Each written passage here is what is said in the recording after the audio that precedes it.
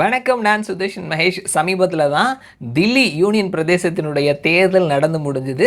27 வருஷத்துக்கு அப்புறமா பாரதிய ஜனதா கட்சி அங்கே ஆட்சியை பிடித்திருக்கிறாங்க. மத்தியில் பாஜகவினுடைய ஆட்சி, யூனியன் பிரதேசத்திலையும் பாஜகவினுடைய ஆட்சி அப்படின்னு சொல்லிட்டு டபுள் இன்ஜின் ஆட்சி நடந்துட்டு இருக்குது. அடுத்த மாசத்துலேருந்து அங்கே ட்ரிபிள் இன்ஜின் கவர்மெண்ட் நடைபெற போகுது. தில்லி மாநகராட்சியும் பாரதிய ஜனதா கட்சி கைப்பற்ற போகிறாங்க அடுத்த மாதம் நடக்கக்கூடிய தேர்தலில். அடுத்த மாதம் நடக்கக்கூடிய தேர்தலில் எப்படி கைப்பற்றுவாங்க அப்படின்றது இப்போவே சொல்கிறேன்னு கேட்குறீங்களா? ஸோ தில்லியினுடைய மாநகராட்சி அது சம்பந்தமான அந்த கட்டமைப்பு அப்படின்றது அப்படி தான் இருக்குது. போன வாரத்தில் தில்லியினுடைய சபாநாயகராக இருக்கக்கூடிய விஜேந்தர் குப்தா ஒரு 14 எம்எல்ஏக்களை MCD அப்படின்னு சொல்லக்கூடிய முனிசிபல் கார்பரேஷன் ஆஃப் தில்லி அந்த மாநகராட்சிக்கு 2025-26 இந்த வருடத்திற்கு இவர்கள் வாக்களிப்பார்கள் அப்படின்னு சொல்லிட்டு ஒரு 14 பேரை எம்எல்ஏக்களை நியமனம் பண்ணியிருக்கிறாரு. அதில் 11 பேர் பிஜேபியை சேர்ந்தவர்கள், 3 பேர் ஆம் ஆத்மியை சேர்ந்தவர்கள். அதே நேரத்தில் தில்லியினுடைய அந்த மாநகராட்சி கட்டமைப்பு அப்படின்னு பார்க்கும் பொழுது லோக்சபாவினுடைய எம்பிஸ், ராஜ்யசபாவினுடைய எம்பிஸ் அவர்களும் இதில் வாக்களிப்பார்கள். அது போக கவுன்சிலர்ஸாக இருக்கிறவங்களும் வாக்களிப்பார்கள் அப்படின்றத பார்க்க முடிகிறது.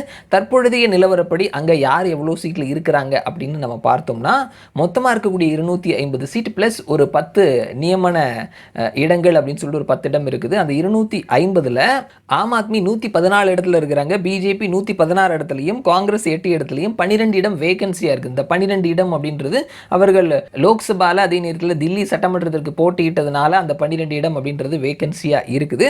ஸோ இப்போ அந்த 14 எம்எல்ஏஸ் வாக்களிக்கவிருக்கிறாங்க. அது போக தில்லியினுடைய லோக்சபா 7 தொகுதியிலையும் பிஜேபி ஜெயிச்சிருக்கிறாங்க. ஸோ அந்த 7 பேர் பிஜேபிக்கு வாக்களிப்பாங்க. ராஜ்யசபான்னு பார்த்தோம்னா ஆம் ஆத்மியை சேர்ந்தவர்கள் 3 பேர் இருக்கிறாங்க. ஸோ அதுலேயும் ஸ்வாதி மாலிவால் அப்படின்றவங்க ஒரு அதிருப்தி எம்பியாக இருக்கிறாங்க. ராஜ்யசபா எம்பி பிஜேபிக்கு ஆதரவான ஒரு ஸ்டாண்ட் எடுத்துகிட்டு இருக்கிறதும் தற்பொழுது பிஜேபியினுடைய முதல்வரினுடைய பதவியேற்பு விழா வரைக்கும் அவர் பங்கெடுத்தார் அப்படின்றதையும் பார்க்க முடிகிறது. ஸோ அவர் ஒருவேளை மாற்றி வாக்களிக்கிறதுக்கான வாய்ப்பும் இருக்குது. ஸோ அப்படி மாற்றி வாக்களித்தார் அப்படின்னா அது கட்சி தாவல் தடை சட்டத்தில் வராது.